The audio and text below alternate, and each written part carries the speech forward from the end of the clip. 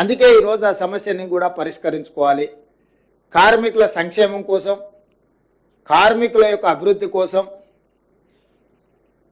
ఆ వచ్చిన లాభాలలో కార్మికులను భాగస్వాములను చేయాలన్న ఆలోచనతోని మా ప్రభుత్వం ముందుకు వెళ్తుంది. భవిష్యత్తులో కూడా కార్మికులను ఆదుకోవడమే కాకుండా అన్ని రకాలుగా వారి సమస్యలను పరిష్కరించడానికి ప్రభుత్వం ఎల్లవేళలా సిద్ధంగా ఉంది. ఈ రోజు మేము ఒక నెంబర్ అనుకొని బోనస్ ప్రకటిద్దాం అనుకున్నాం. కానీ శ్రీధర్ బాబు గారు ఆ ప్రాంతంలో ఉండే శాసనసభ్యులను అందరినీ తీసుకొని వచ్చి లేదు ఇంకా కొంచెం పెంచండి, 11 గంటలకు మీకు అందరికీ ఈ సంతోషకరమైన ప్రకటన చేద్దామని మేము అనుకుంటే వారు వచ్చి గంట సేపు హర్తాలు చేసి దాన్ని ఇంకా కొంచెం పెంచి వారితో పాటు మిగతా శాసనసభ్యులందరూ కూడా పెంచాలి, వీలైనంత మేరకు వాళ్ళని ఆదుకోవాలి. మేము అక్కడికి వెళ్ళిన తర్వాత వాళ్ళందరినీ కార్మిక సంఘాలను కార్మికులను కలిసేది ఉంటుందని వారు చెప్పడం సూచన చేయడం, మేము అనుకున్న దానికంటే కూడా కొంచెం బోనసు పెంచే నిర్ణయం తీసుకొని వచ్చి ఈ పత్రికా సమావేశంలో ఈరోజు అనౌన్స్ చేసినాం. దసరా పండుగకి ఈ బోనస్ ఇస్తున్నాం. కోల్ ఇండియా నుంచి మన భాగస్వామ్యంతో వచ్చే వాటిని దీపావళికి మళ్ళొకసారి కార్మికులకు బోనస్ ప్రకటిస్తారు.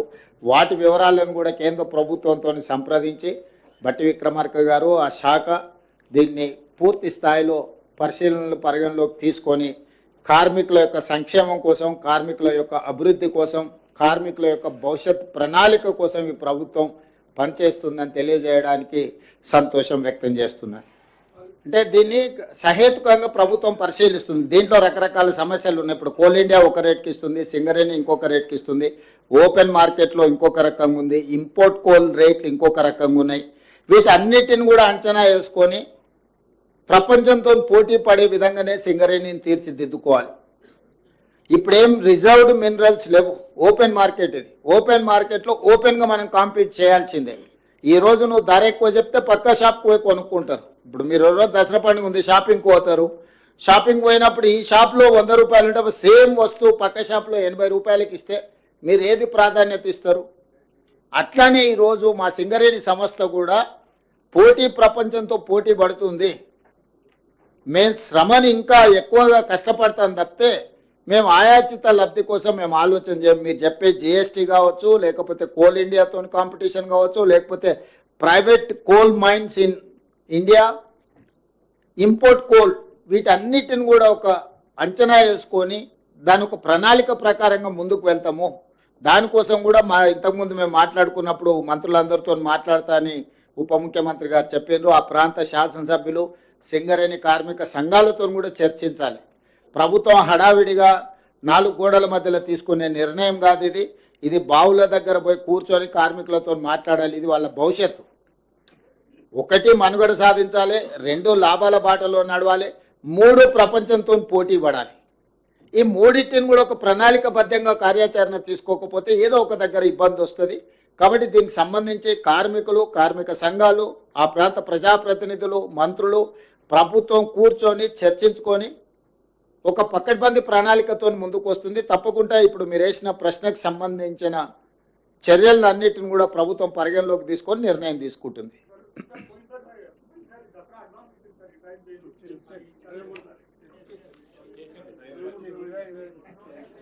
ఇచ్చారు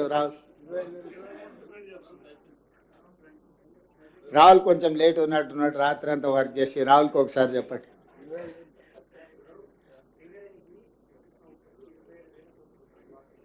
అవును,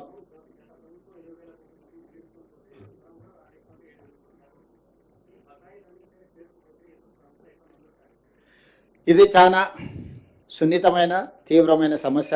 దీన్ని పరిష్కరించడానికి ఆలోచన చేస్తున్నాం. తప్పకుండా దీనివల్ల విద్యుత్ సంస్థలు కూడా దెబ్బతినే పరిస్థితి వచ్చింది. ఒక పక్కన సింగరేణి సంస్థకు విద్యుత్ సంస్థ చెల్లించాల్సింది పెండింగ్ ఉంది. విద్యుత్ సంస్థలకు ప్రభుత్వం అందిస్తున్న క్రాస్ సబ్సిడీ కూడా కొంత పెండింగ్ ఉంది. ఇవన్నీ జిగ్జాగ్ అయిపోయినాయి. కోడి ముందా గుడ్డు ముందా అని అంటే చెప్పలేని పరిస్థితి ఎట్లుందో. ఈరోజు సింగరేణి సంస్థ, విద్యుత్ సంస్థలు ఈ 2 చాలా ఇబ్బందులను ఎదుర్కొంటున్నాయి, బకాయిలు పెరిగిపోతున్నాయి. ఈ రెండింటిని పరిష్కరించాల్సిన బాధ్యత ప్రభుత్వానిదే. క్రాస్ సబ్సిడీ కింద నిధులు కేటాయించాల్సిన బాధ్యత ప్రభుత్వానిదే. ఏమైనా 1 రూపాయి 1 పైసా పెంచుదామంటే కూడా మీరందరూ అట్లా కుదరదని మీరు బల్లబుద్ధి వాదిస్తున్నారు. పెంచకుండా, ఆదాయం పెరగకుండా మనం దీనికి సంబంధించిన ఏ రకంగా బ్యాంకు లోన్లు కానీ రేట్ ఆఫ్ ఇంట్రెస్ట్ కానీ వీటన్నిటిని తగ్గించుకోవడము, లేదు మనం మార్కెట్లో కలెక్షన్స్లో ఎక్కడైనా ల్యాప్సెస్ ఉన్నాయా, ట్రాన్స్మిషన్ లాసెస్ ఏమన్నా ఉన్నాయా, వీటన్నిటిని కూడా పరిగణలోకి తీసుకొని ఈరోజు ప్రభుత్వం ఒక ప్రణాళికతో రావాలని అనుకుంటున్నాం. తప్పకుండా సింగరేణి బకాయిలను దృష్టిలో పెట్టుకుంటాం, విద్యుత్ శాఖకు సంబంధించిన బకాయిలను కూడా దృష్టిలో పెట్టుకొని ప్రభుత్వం నిర్ణయం తీసుకుంటుంది.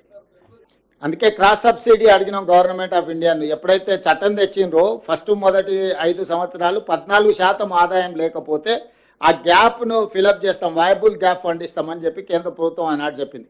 ఈ రోజు కూడా ఇప్పుడు వస్తున్న ఆదాయానికి ప్రభుత్వం తీసుకొచ్చిన నిర్ణయాల వల్ల సరళీకృత విధానాలు కానీ లేకపోతే ట్యాక్స్ స్లాబ్స్ మార్చడం వల్ల వచ్చిన సమస్యను ఆ గ్యాప్ను కూడా కేంద్ర ప్రభుత్వమే ఫిలప్ చేయాలి.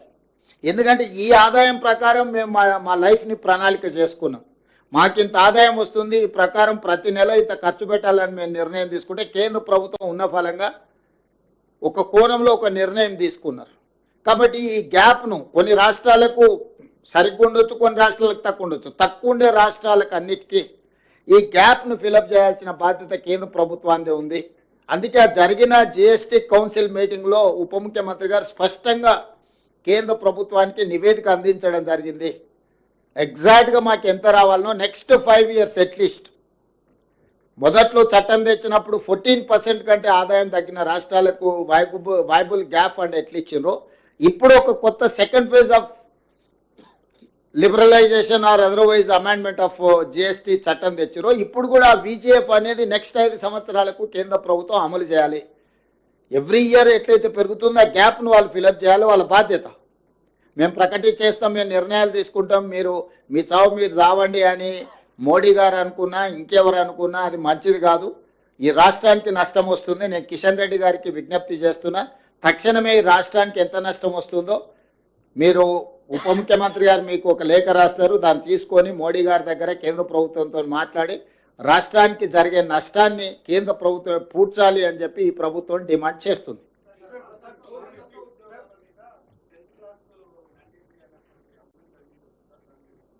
అది సంస్థ చర్చించి నిర్ణయం తీసుకుంటుంది. దాని డీటెయిల్స్ వచ్చిన తర్వాత ఒకసారి ఫర్మ్ ఒపీనియన్కి వచ్చిన తర్వాత నేను చెప్తా.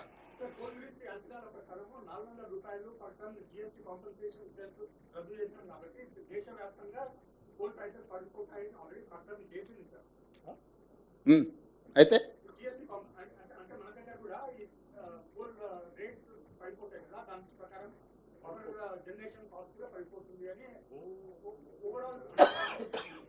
పవర్ జనరేషన్ కాస్ట్ ఏం పడదు. నువ్వు పర్చేజ్ ఇప్పుడు నువ్వు చెప్పిన ప్రకారం సింగరేణి అంత మందని తగ్గించుకోవాలని సూచన చేస్తున్నావా?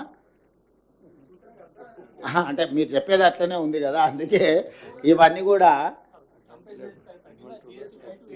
అవును తీసేస్తానా, తగ్గినప్పుడు ఆటోమేటిక్గా తగ్గితే పవర్ ప్రొడక్షన్ కాస్ట్ తగ్గుతుంది కదా అని చెప్తున్నాడు. జిఎస్టీ అమౌంట్ తగ్గుతుందని నాకు అర్థమైంది. రాహుల్ అడిగింది, కాకపోతే రాహుల్ కొంచెం మడతపెట్టి అడుగుతున్నా, అందుకే స్పష్టత కోరుకుంటున్నా.